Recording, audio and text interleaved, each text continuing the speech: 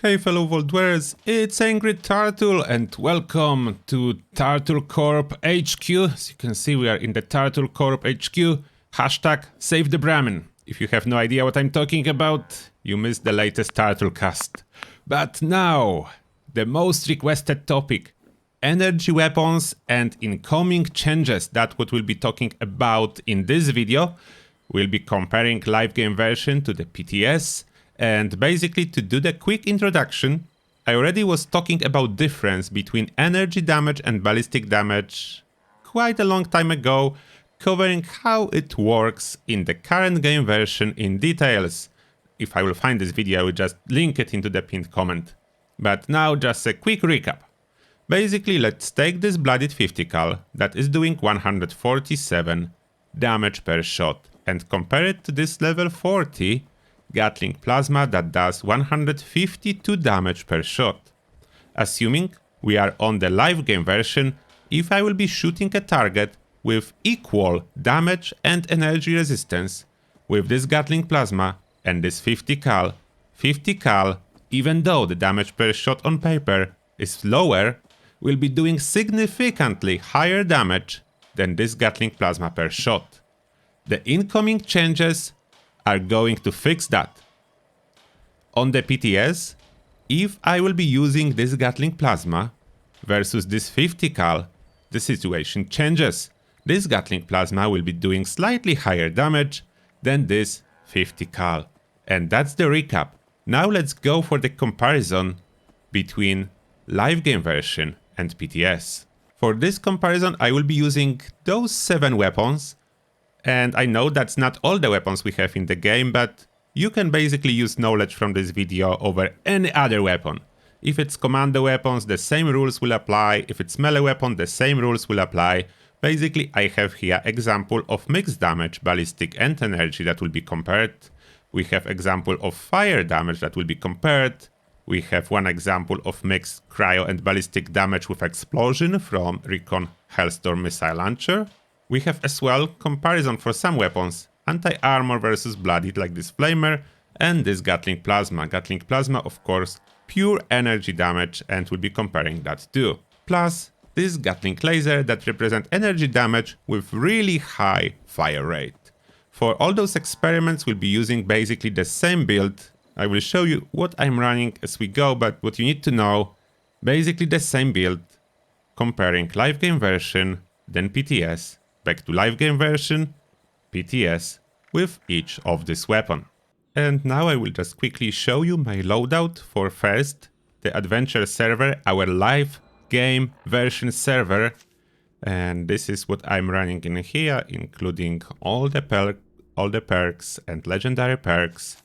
And that's about it. About the weapon itself, of course, I'm in the Nerd Rage, and the weapon will be starting from Plasma Caster. You can see 205, 233. That's the damage with the weapon. Now we are going to check the PTS server. You will notice if you get lost on the PTS server, I'm addicted to alcohol. Therefore, you can easily notice which server is which. You can see the same damage with the weapon. It was exactly the same damage. The same perk loadout. I do actually have a little bit different legendary perks. That's why I have so many unused special points, but that's not important. The core of the perks used, it's important to get the same damage output from the build. And of course, I'm on the custom server in order to be able to use a little bit buffed super mutants. Those are much tougher super mutants than regular ones. In order to be able and count those shots, and back on the, on the PTS now. And let's see the number of shots. You can see already I'm doing way more damage. I cut down on almost 2 shots. Another one, we have Capacity Napalmer, and here, because those are automatic weapons, I will be using a slow motion as well for you in order to pinpoint exactly how much damage I'm doing. That's 1/5 of the speed, and you can exactly see the damage numbers are here. Keep in mind those are never accurate, but comparing the damage numbers on live game version to the PTS with the same weapon will give you quite good idea of how much more damage we are doing. Not exactly accurate how much damage we are doing, but quite a good representation how much more damage we'll be doing on the next server. And you will notice, change the server, change to the same weapon, Blooded Napalmer, and look at that. You can already probably see the difference now in the slow motion. Look at that. That is not insignificant difference. That's like 70% damage output, maybe more going up. Like, it is significant. It is crazy high.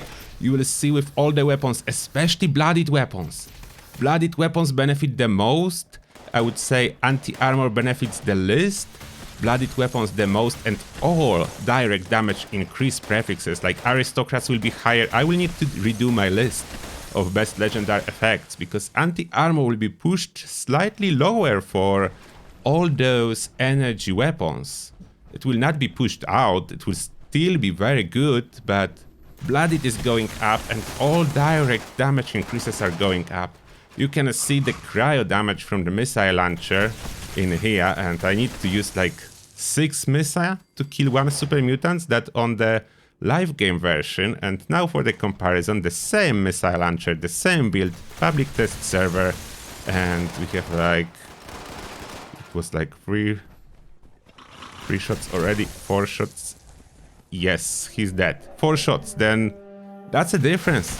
2 less rockets, 2 less missile required to kill a super mutant after the buff. Therefore cryo damage is affected, flame damage is affected, all energy damage are affected, all the elemental and energy damage types are affected.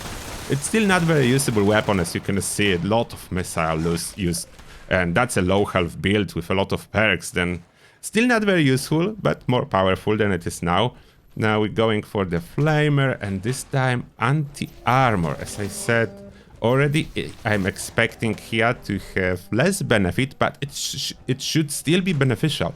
It's not like it's not. Look at the slow motion, the damage number popping, it's like 93. And we can see that super mutant health is going down. It's not like it's not. It is going down quite quickly.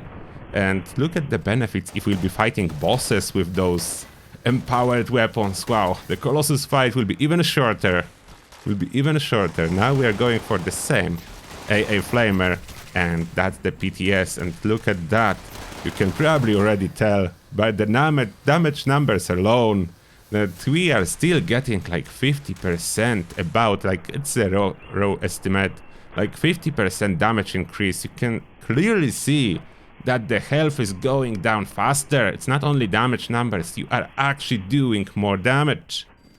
Blooded was more beneficial, but anti-armor still getting benefits from the changes. Now the ultrasonic Gardeling laser, one of my favorite weapon really, and I was using it for my dedicated build with boss soldier. Then my boss soldier build will be buffed, and that's the live game version. As you can see, those custom world buffed super mutants are very resistant to fire from this ultrasonic Gardeling laser.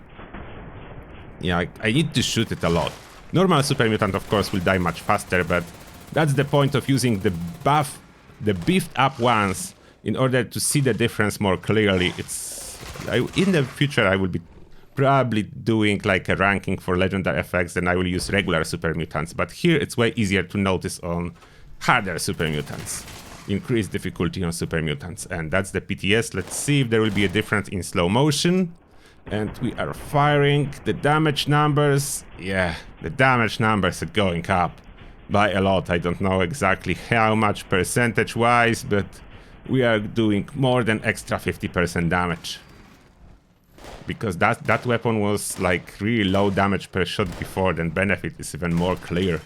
And now the beautiful Gardeling Plasma, the new king of like all the weapons. That's the live game version, of course, and it's already really good on live game version, don't make me wrong. Look at the damage numbers on beef up super mutants, 106, and he's dying really fast. Don't forget, that's a slow motion, 1/5 of the time. And now we are on the PTS. We are on the PTS, and look at that. Like, look at this annihilation, and now you have the slow motion. Look at the damage number, over 50% damage increase based on the numbers. The actual damage increase a little bit more tricky, but Probably something about that, and Blooded.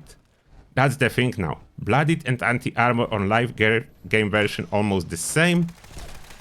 As you can see here, look, almost the same numbers on live game version as we've been getting with anti-armor. It's about the same, I would say, in practice and in damage numbers. Then it's about the same, anti-armor and Blooded on live game version. But now you have a sample, slow motion, live game version, Blooded, Gardeling Plasma. And then we are going to compare it to the PTS. And let's see, on PTS, Blooded Gardeling Plasma, let's find the Super Mutant and let's kill him. As this is the last one in here, then let's kill him in slow motion. And let's see, how's the damage improvement. That's the Blooded, and we are looking at damage numbers 177. That's 70% improvement in the damage output. That's not a joke. That's a real serious damage output improvement. The improvement will be slightly lower for unoptimized builds, like if you have build with more damage boost cards, mutation perks, you will notice bigger benefit than if you have unoptimized build. Then that's worth to mention in here, but anyway, that's the sample for you. Let me know what you think. I'm generally happy. It's finally fixed and it's finally working as you would expect it to work. Therefore, now as always, thank you a lot for watching and see you all in the next one.